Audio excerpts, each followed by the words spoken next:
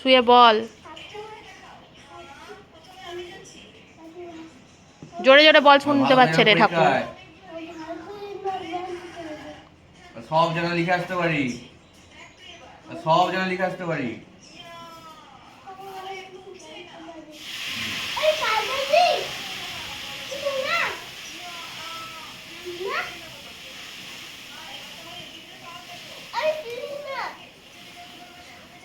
বলেছিস?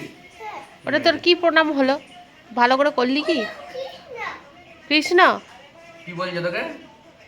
ভাগ লিখে আসতে পারবি বলছে? কি বলছে?